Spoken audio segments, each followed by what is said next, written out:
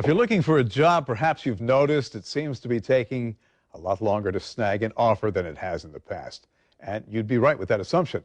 A recent study from Glassdoor.com found the average interview process in the U.S. is now almost 22.9 days. That's nearly double the 12.6 days it was in 2010. So joining us now with some advice on dealing with the wait, David Reichard with Alluvion Staffing. Hey, good to have you here. Thank you. Thanks for having me. Why is it taking almost twice as long? I think the diversity in the job market is the biggest challenge. Companies are no longer looking for just a vanilla set of skills. It's complicated technology. There's so many different things to look for in the perfect employee that companies are really making sure they make the right choice. So for the person who wants the job, it is frustrating. It is stressful. How do you cope, and how do you put your name at the top of the list? Yeah, it is tough. It is stressful. I think there's a few things you have to consider. There are a lot of people looking for jobs, so it is a very competitive job market.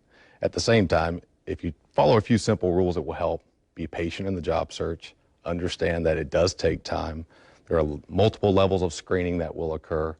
Be positive when you get the chance. Make that good impression, and and give it your all. But be prepared for the job interview. Know what you're seeking. Do some homework about the company, which is really easy to do.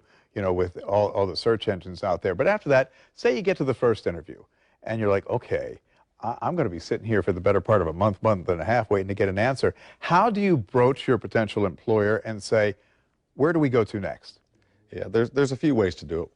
One, if you're working through a recruiter, leverage that relationship. Having that relationship is very important. They tend to have a lot of insight to the organization. They tend to have the realistic expectation of how long it will take.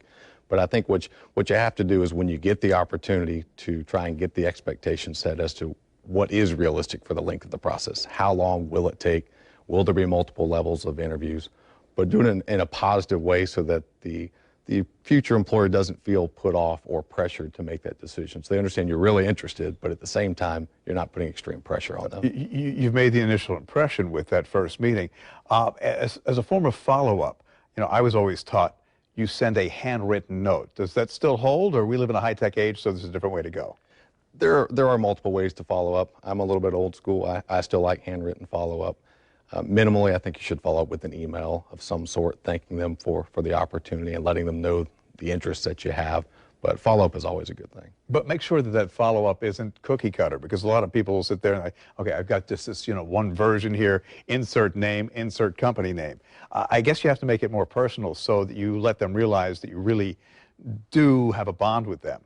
Absolutely, and personalization, I think at all levels is important. It's important on the front side when we talked about preparation, knowing what kind of job you want, but the follow-up is important that, once again, they know which job that you were seeking.